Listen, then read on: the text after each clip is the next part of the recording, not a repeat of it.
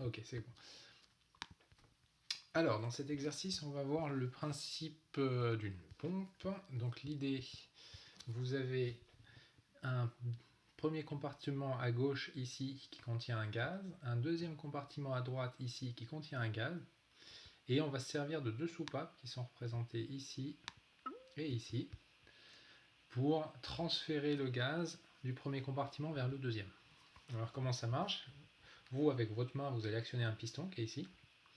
Au début, le piston il est dans cette position-là, il est en position haute. Et on va baisser le piston et le remonter. Quand on va baisser le piston, ça va créer une dépression à ce niveau-là. Cette soupape-là va s'ouvrir. Et donc du coup, le gaz qui était là-dedans va se répartir dans tout ce gros volume-là. Et quand on va remonter le piston, cette soupape va se fermer, c'est celle-là qui va s'ouvrir, et le gaz il va pouvoir passer de l'autre côté. Et puis on va réitérer l'opération comme ça un certain nombre de fois. Et le but, c'est qu'on trouve, l'évolution des pressions à gauche et à droite, et qu'on voit, qu'on montre que ça permet de faire un vide. Alors on a tout un tas de notations, et on vous explique, on vous demande d'établir une relation entre Pn gauche, Pn droit et P0. Vous voyez pas les petits trucs que j'ai dessinés là, les petits traits un petit peu partout? Alexis? Là j'ai dessiné des tas de petits traits. Non? Alors de toute façon je vais faire un schéma un peu plus gros avec Paint. Donc on va faire ça maintenant. Hop. Pourquoi il m'a mis tout noir cette vidéo? Attendez, j'ai un gros écran tout noir. Hop. Tac.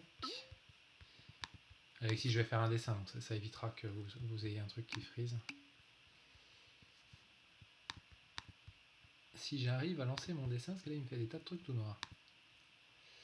Voilà. Alors c'est parti. Tac tac. Hop. Donc la situation qui nous intéresse, c'est la suivante. Donc, je vais représenter de façon un peu simplifiée les choses. Au départ, premier compartiment comme ça. Soupape, alors la soupape, je vais peut-être la dessiner d'une autre couleur, ça sera quand même plus pratique. Soupape de gauche ici. Deuxième compartiment comme ça. Soupape de droite ici. Et le volume qui reste comme ça.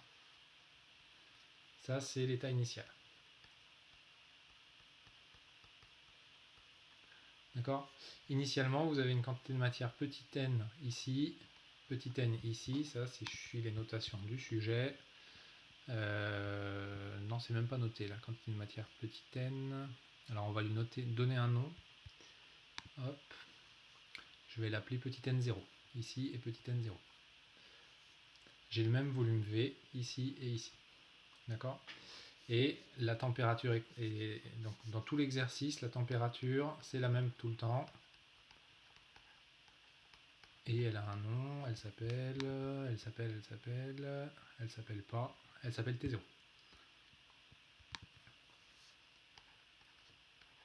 Ok?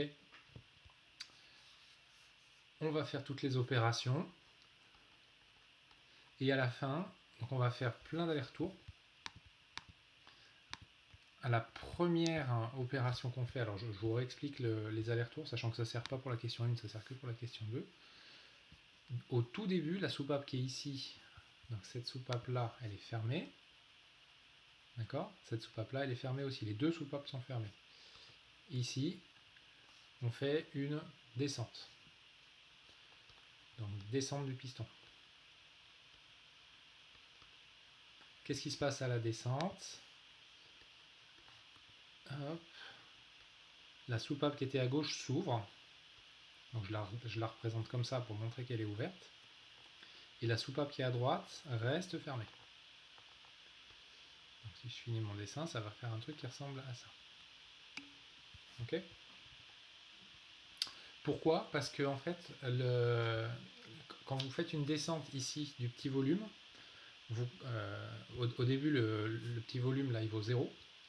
Et donc si vous tirez avec votre piston à cet endroit là en bas, ici vous allez avoir une région dans laquelle il y a du vide là. Ici, là, au début, il y a un vide.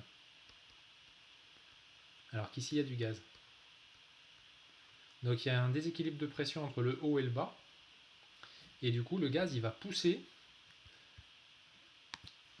Et ici, il suffit que vous mettiez la soupape de façon à ce que vous ayez une bascule qui soit possible vers le bas. Et le gaz, il va pousser comme ça. Un petit peu comme une porte battante, en fait. Vous imaginez une porte battante qui peut s'ouvrir que dans un sens. Qui est bloquée par une cale dans l'autre sens. C'est le même principe. D'accord ?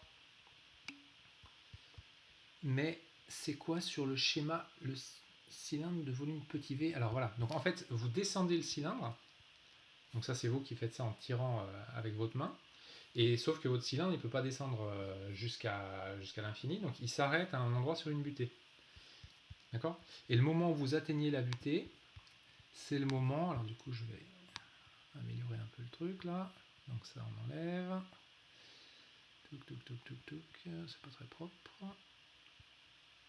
Donc là, vous commencez votre descente, la soupape de gauche, elle s'ouvre. Donc je la dessine ouverte. La soupape de droite, elle se ferme. Et vous pouvez faire ça jusqu'au moment où vous arrivez en bas du petit cylindre. Enfin, le petit cylindre, il ne peut pas descendre plus bas. D'accord ? Et le piston, il est en bas du petit volume. Ouais, c'est ce qui est marqué, c'est ce qui est représenté avec le petit trait comme ça. Là. Et le petit tiret. Donc à la fin de la descente, vous avez à droite fermé, à gauche ouvert. D'accord ? Et là, vous avez le volume grand V. Là, vous avez le volume petit v. Et là, vous avez le volume grand V. Et puis après, vous faites une remontée.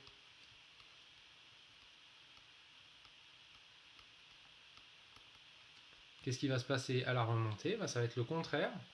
Cette fois-ci, cette petite soupape là, qui était comme ça, ouverte, à la remontée, elle va... Donc vous allez pousser comme ça. Donc vous allez créer une surpression dans la zone du bas. Du coup, hop, elle va se refermer. Et c'est celle de droite qui va s'ouvrir. Donc vous allez récupérer le compartiment de gauche fermé. Là, je suis tout en bas de mon dessin. Et le compartiment de droite... Alors ça, c'est le début de la remontée, pardon. Le compartiment de droite qui s'ouvre. Donc là, j'ai grand V, petit v. Ça, c'est au début.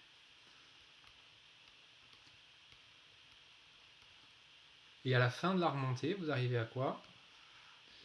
Vous arrivez ici. Comment il faut en vrai pour choisir celle qui s'ouvre en premier ? Il suffit que vous mettiez un ressort. Vous avez déjà vu une porte battante ? Avec un clapet ? C'est le même principe, c'est le principe d'un clapet en fait. Et le clapet, il est orienté dans le premier dans un sens sur le cadre gauche et dans l'autre sens sur le cadre droite. Et donc quand je vais arriver en fin de remontée, je vais arriver donc ici à une situation où le piston il est revenu tout en haut. Donc si le piston il est revenu tout en haut, hop, il n'y a plus le petit volume là que j'avais dessiné comme ça. D'accord ? Et là le piston il est tout en haut. Ce qu'on appelle l'étape, la pression au bout de n allers-retours, c'est ça. Donc là j'ai fait le premier aller-retour. Donc ça c'est le premier aller-retour. Et là je vais récupérer une quantité de matière N1 dans le volume V à gauche et une quantité de matière N1 à droite dans le volume V. D'accord ? Alors donc du coup, première question, il faut trouver une relation qu'il y a entre la pression à gauche et la pression à droite en fonction de la pression de départ. Et on vous demande de faire ça en utilisant une relation de conservation. Une loi de conservation. D'accord ? Donc qu'est-ce qu'il y a comme loi de conservation dans ce problème-là ? Je vais faire un nouveau dessin. Hop. On va partager.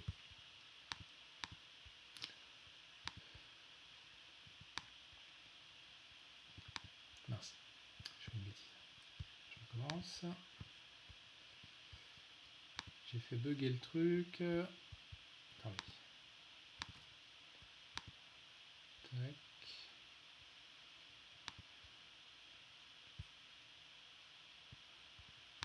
Hop. Mon ordi est... Et ben alors, ça marche plus.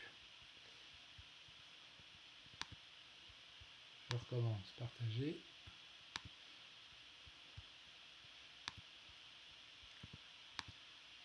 Ah, ça veut plus partager. Alors attendez une seconde.